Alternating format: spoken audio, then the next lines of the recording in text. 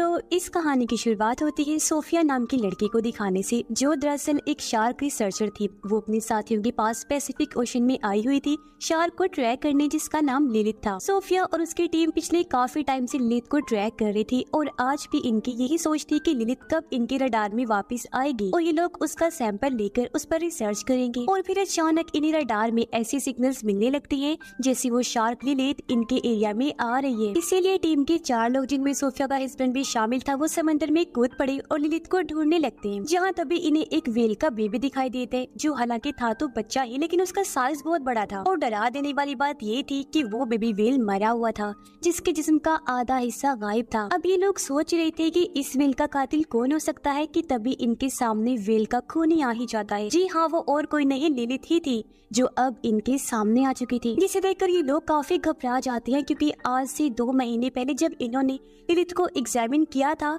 तो वो बस 2.5 मीटर की थी और अब लगभग वो 7 मीटर की हो गई थी। यानी सिर्फ 2 महीने में वो 3 गुना बढ़ गई थी, जो बात सच में काफी चौंका देने वाली थी। अब यहाँ समझदारी तो ये थी कि इन लोगों को अपनी जान बचाकर चले जाना चाहिए था, लेकिन यहाँ सबसे बड़ी गलती सोफिया का हस्बैंड कर देता है। अपनी मौत को सामने देखने के बावजूद भी उसे सैंपल लेने की पड़ी हुई थी, इसलिए वो शार्क की बॉडी से सैंपल लेने के चक्कर में लिलित को स्टैब कर देता है। और बस फिर क्या था, वही हुआ जिसका डर था। लिलित कंट्रोल से बाहर होकर टीम के 4 लोगों पर हमला कर देती है और उन्हें बुरी तरह काट कर टुकड़े टुकड़े कर देती है। जबकि सोफिया और उसकी एक साथी कश्ती में से बस की नजारा दूर से देख पा रही थी, हालांकि वो भी काफी डर गई थी। जब कुछ अमन होता है तो सोफिया भी ओशन में कूद जाती है, इस उम्मीद के साथ कि शायद कोई जिंदा बचा होगा। लेकिन वहाँ पर तो बस टीम के लोगों के कटे पटे जिस्म के टुकड़े थे, जिन्हें बुरी तरह लिलित ने मार दिया था।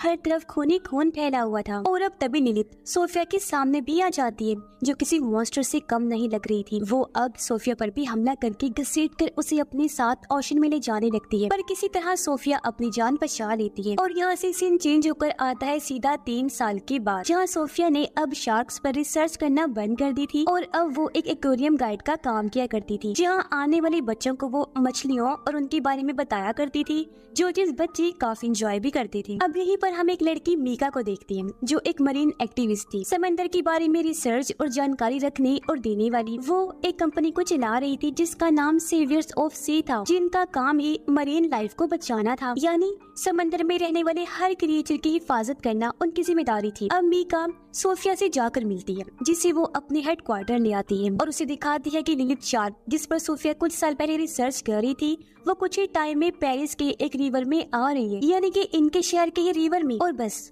पेरिस के रिवर में एंटर होने ही वाली। इसीलिए मीका यहाँ चाहती है कि सोफिया लिलित को एग्जामिन करने में उनकी मदद करे, जिस पर सोफिया कहती है कि ये कोई बड़ी बात नहीं है।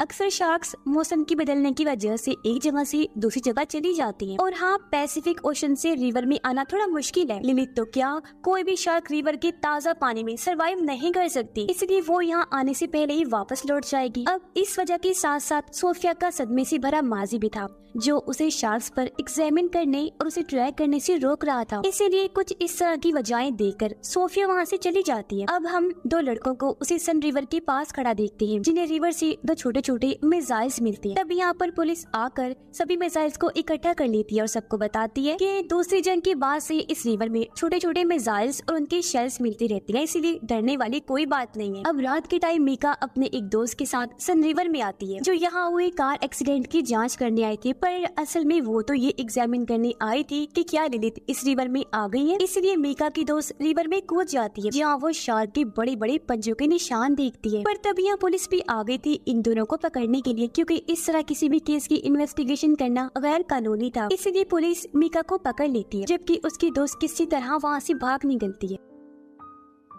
अब हम सोफिया को देखते हैं, जो अब लिलित को ट्रैक कर पा रही थी और उसे पता चलता है कि हाँ, लिलित सन रिवर में आ चुकी है। अगली सुबह पुलिस उस आदमी की लाश रिवर से निकालती है, जिसकी कल रात कार एक्सीडेंट में मौत हो गई थी। अब लाश की हालत भी देखकर सब लोग काफी डर जाते हैं, क्योंकि उसकी लाश का आधा हिस्सा गायब था। उसे देखने से साफ लग रहा था जैसे किसी बड़े से जानवर ने इसकी लाश को खाया है। अब यहाँ रिवर के बार ऑफिसर्स के साथ सोफिया और मीका भी थे, और सोफिया साफ लफ्जों में उन्हें बता देती है कि ये काम और किसी का नहीं बल्कि लिलिथ का ही है और अब हमें शार्क को रोकना होगा अगर हम चाहते हैं कि लोग इस तरह शार्क के हाथों ना मरे। पर यहाँ मीका इस बात को गलत अंदाज में कुछ यूँ समझ लेती है कि अगर हम चाहते हैं कि शार्क लोगों को ना मारे तो हमें शार्क को मारना होगा। उसे लग रहा था कि ऑफिसर्स सोफिया के साथ मिलकर शार्क को मार देंगे, तो बस इसीलिए वो शार्क को बचाने के काम पर लग जाती है, क्योंकि जाहिर है वो मरीन सेवियर है, समुद्री क्रिएचर को बचाने वाली, तो इसलिए वो ऐसा करे। पर सोचने वाली बात तो ये गलत ही है कि एक शार्क लोगों को मार रही है लेकिन वो उसे बचाना चाहती है। अगले दिन ऑफिसर्स और सोफिया सन रिवर में आ जाती हैं। उनका प्लान था कि वो रिवर में जाकर सीधा शार्क को पकड़ लेंगे। तब सोफिया शार्क को ट्रैक करने में उनकी मदद कर रही थी। सब कुछ ठीक ही चल रहा था। वो लोग शार्क को देखने ही वाले थे, लेकिन मीका यहाँ बहुत बड़ी गड़बड़ कर देती है। वो अपनी हैकर दोस्त की मदद से सोफिया के ट्रैकर की सिग्नल्स को खराब कर देती है, जिससे कि अभी लोग शार्क को ट्रैक नहीं कर पाते। और इससे जाहिर है उन ऑफिसर्स के लिए बहुत बड़ा खतरा आ गया था जो रिवर में गए थे। पर लिलिथ उस तरफ नहीं जाती और अपना रूट बदल लेती है, जिससे ऑफिसर्स को अपनी जान बचाने का मौका मिल जाता है और वो सही सलामत बाहर आ जाते हैं। पर ये काफी सीरियस कंडीशन बन जाती है कि शहर के बीचों बीच सन रिवर में मॉन्स्टर शार्क घूम रही है। इसलिए ऑफिसर्स ये बात जाकर मेयर को बता देती है। तब मेयर परेशान होते हुए कहती है कि कैसे भी करके उस शार्क को रोकना होगा, क्योंकि कुछ दिन बाद उसी सन रिवर पर एक बहुत बड़ा इवेंट होने वाला है जिसे वो किसी भी सूरत में कैंसिल नहीं कर सकती। इसलिए ऑफिसर्स लिलिथ को रोकने के बारे में सोचने लगते हैं, जबकि मीका एक वीडियो बनाती है और उसे खुफिया तौर पर कई सारे मरीन एक्टिविस्ट के पास भेज देती है। और लिलिथ शार्क के बारे में बताते हुए कहती है कि गवर्नमेंट उसे और उस जैसी और भी शार्क्स को मारना चाहती है, इसीलिए हमें आगे आना होगा और इन्हें बचाना होगा, बेशक ये शार्क्स हम लोगों को खाए क्यों ना जाए। फिर वो कहती है कि इसके लिए आज रात हमें पेरिस की कैटाकॉम्ब में आना होगा। कैटाकॉम्ब दरअसल पेरिस के नीचे बनाई गई एक टनल सुरंग है जो पूरे पेरिस के नीचे फैली हुई है। अब मीका अपना पूरा प्लान अपने साथियों को बता तो देती है, लेकिन उससे पहले उसकी एक दोस्त पुलिस के पास पहुंच गई, उन्हें इस खुफिया प्लान के बारे में सब कुछ बता देती है। जहां उन लोगों को पता चला कि इस टाइम शार्क पेरिस की कैटाकॉम्ब में ही है। फिर जैसे ही रात हुई मीका उन मरीन एक्टिविस्ट के साथ कैटाकॉम्ब आ जाती है, जहाँ सोफिया और ऑफिसर्स भी आ गए थे, क्योंकि उन्हें भी मीका के प्लान के बारे में पता चल गया था। यहाँ ऑफिसर्स और एक्टिविस्ट के बीच बहस होने लगी, जहाँ तभी मीका कैटाकॉम्ब रिवर में कूद जाती है, क्योंकि वो ये दिखाना चाहती थी कि शार्क्स इंसानों के लिए खतरनाक नहीं है। और फिर तभी वहाँ एक शार्क आ जाती है जो लिलिथ तो नहीं थी, जिसके साथ वहाँ और भी कई सारी शार्क्स आ जाती है। और बस फिर क्या था, शार्क ये साबित करती है कि सच में शार्क्स इंसानों के लिए बहुत खतरनाक है और इंसानों को तो नहीं छोड़ती। वो मीका पर बुरी तरह हमला कर देती है और उसे बहुत बुरी मौत देती है, यानी उसके जिस्म के टुकड़े टुकड़े हो जाते हैं, जो देखकर सारे मरीन एक्टिविस्ट घबराते हुए इधर उधर भागने लगते हैं। और उनका फजूल सा जो प्लान था मरीन की लाइफ को बचाने का, वो पूरी तरह तबाह हो गया था, क्योंकि उन्हें एहसास हो गया था कि हर चीज भले ही वो कोई जानवर क्यों ना हो, बचाने वाला नहीं होता। कुछ आपकी जान की दुश्मन भी होती हैं जिन्हें रोकना और मारना भी पड़ता है। इसी बीच बहुत सारे एक्टिविस्ट रिवर में गिर पड़ते हैं और शार्क्स का खाना बन जाते हैं। हर तरफ शार्क्स रिवर में इंसानों के टुकड़े टुकड़े करते नजर आ रहे थे, खून खून फैला हुआ था। पर जैसे तैसे इस सूरत हाल को काबू कर लिया गया। बचे हुए लोगों को सही सलामत वहाँ से बचा लिया जाता है, जिस दौरान एक शार्क को भी मार दिया गया था, जिसे अब सोफिया चेक करने लगती है। उसे पता चला कि ये शार्क एक फीमेल है जो तकरीबन 2 माह की है, प्रेग्नेंट भी है। और हैरानी वाली बात कि इसके पेट में ढेरों शार्क्स के बच्चे हैं।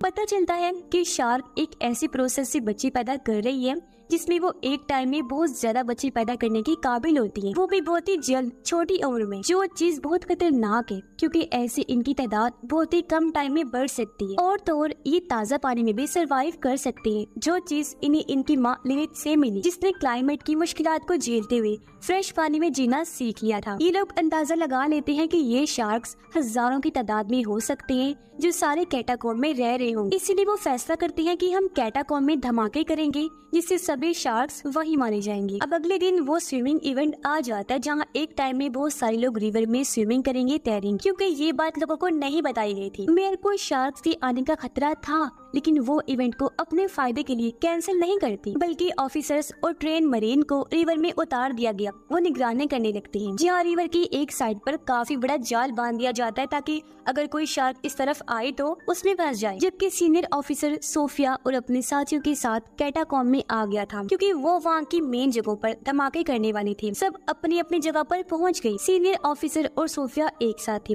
वहाँ अंधेरा था। जैसे सीनियर ऑफिसर ने फ्लैश लाइट ऑन की, हम बहुत ही डरावना सीन देखते हैं। ऑफिसर के चारों तरफ हजारों की तादाद में छोटे छोटे शार्क्स के बच्चे घूम रहे थे, जिससे वो काफी घबरा जाते हैं, क्योंकि हालांकि ये बच्चे थे लेकिन इतने ताकतवर थे कि किसी के भी टुकड़े टुकड़े कर सकते थे, क्योंकि छोटे होने के बावजूद इनका साइज काफी बड़ा था। सभी बॉम्ब्स को अपनी अपनी जगह पर फिक्स कर दिया गया था, लेकिन बॉम्ब के फटने से पहले एक शार्क सीनियर ऑफिसर पर हमला कर देती है, पर वो किसी तरह बॉम्ब को ब्लास्ट कर देते हैं, जिससे हालांकि वो खुद तो काफी जख्मी हो गया था, लेकिन शार्क के कुछ बच्चे मर जाते हैं और सीनियर ऑफिसर को ऊपर खींच लिया जाता है। अब जब सोफिया वापस नीचे रिवर में जाती है तो उसके सामने से लिलित गुजर रही थी, जो अपने बच्चों की लाशों के टुकड़े देखकर काफी दुखी हो गई थी और गुस्से में भरी हुई थी। और वो सोफिया को तो देख नहीं पाती, लेकिन गुस्से से भरी हुई उस जाल को तोड़ देती है और उस जगह आ जाती है जहाँ स्विमिंग रेस शुरू हो गई थी। अब लिलित यहाँ आकर एक आदमी की एक ही झटके में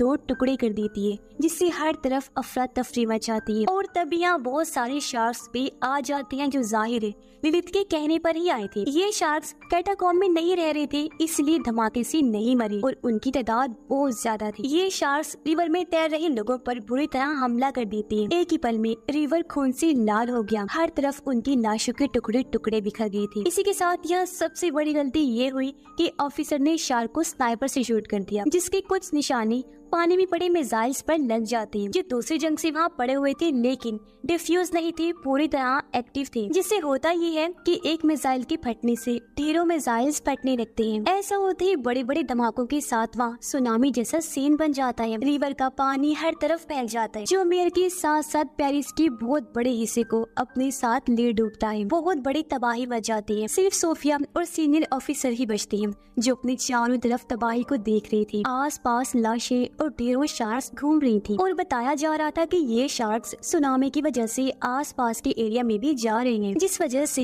वो पूरे कंट्री में ही फैल चुकी है। और सबसे खतरनाक बात, वो अब यहाँ से पूरी दुनिया में ही फैल जाएंगे और बहुत बड़ी तबाही लाएंगे, जिससे इंसानियत और दुनिया का नामो निशान मिट जाएगा, जो चीज बहुत खतरनाक है। और इसी दिल दहला देने वाली एंडिंग के साथ ही ये कहानी अंडर पेरिस यहीं पर खत्म हो जाती है।